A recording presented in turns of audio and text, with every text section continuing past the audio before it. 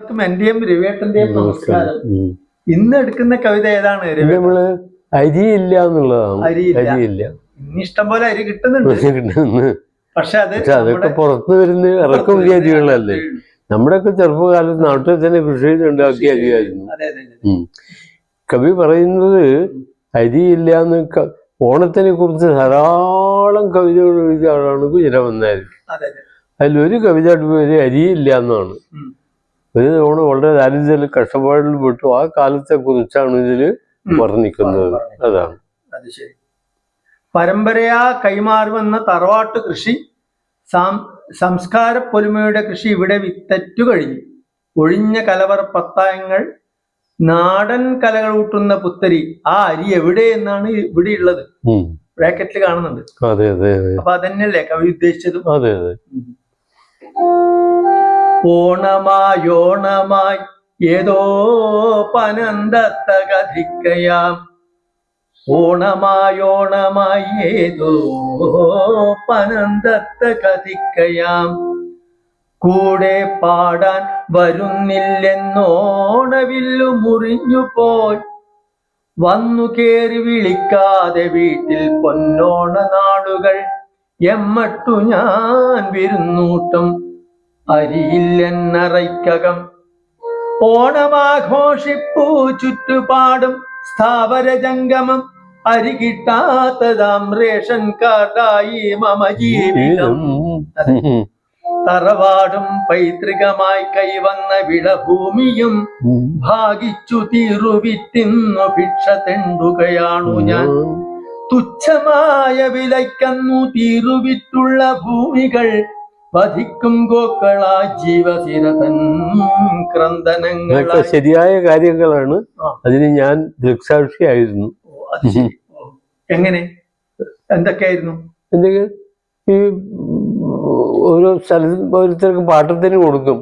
അപ്പൊ പാട്ടത്തിന് കൊടുത്താൽ ഇവര് പാട്ടും ശരിക്കും കൊണ്ടു തരുമൊന്നുമില്ല. കാലം അങ്ങനെയായിരുന്നു.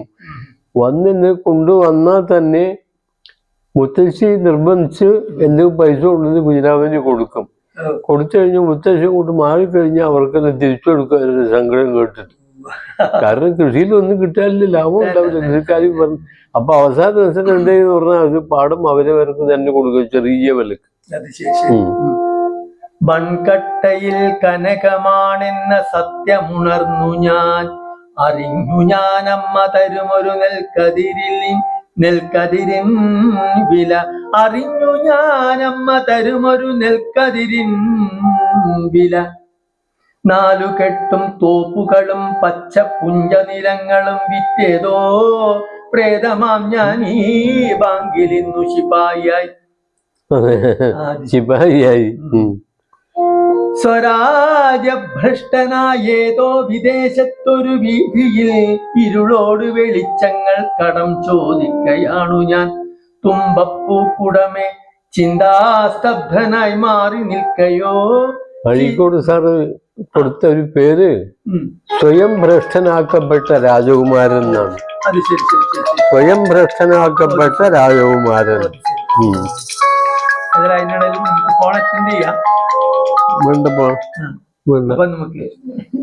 അപ്പോ ഇവിടെ നമ്മൾ നിർത്തിയത് എവിടെയാണ്? ബാങ്കിൽ നിന്ന് ശിപായി.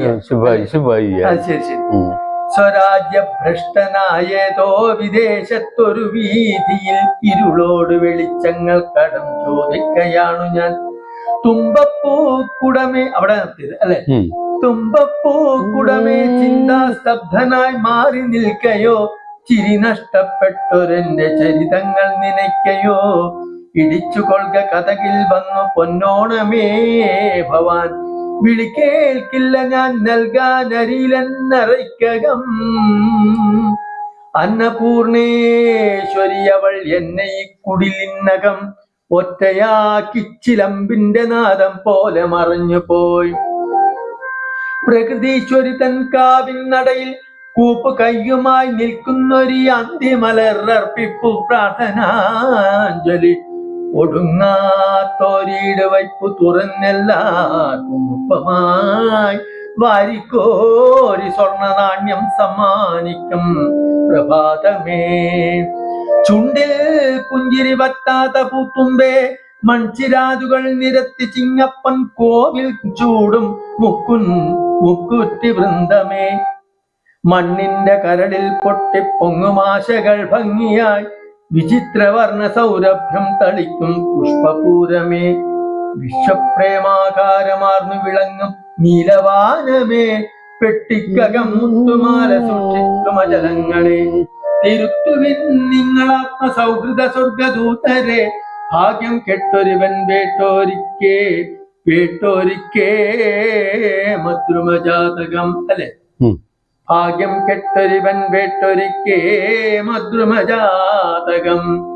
ശോകസ്മരണയായന്തിമായുന്നതേ. പൂമണത്തിൽ വരിഞ്ഞെന്നെ ഞെക്കി കൊല്ലുകരാവിൽ നീ. അതാണ് ഈ കവിത. ഇനി ഇതിനെക്കുറിച്ച് കൂടുതൽ പറയാൻ ഉണ്ടോ രവിയേട്ട? കൂടുതൽ പറയാനുണ്ടോ ഇതിനെക്കുറിച്ച്? ഇത്രയായിരുന്നു. പിന്നെ ഒരുപാട് ഉണ്ടാവും, പക്ഷെ നമ്മൾ എല്ലാ വരികളും ചൊല്ലുന്നില്ല. നമുക്കിത് ഇത് ചെയ്യാൻ ബുദ്ധിമുട്ടായതുകൊണ്ട് കൂടുതൽ പറഞ്ഞു കഴിഞ്ഞാൽ പ്രശ്നം, യൂട്യൂബിൽ കയറാനും ഗ്രൂപ്പിൽ പ്രശ്നമായിരുന്നു. അതുകൊണ്ട് ഏതായാലും സന്തോഷം. അടുത്ത പ്രാവശ്യം. അതെ അതെ.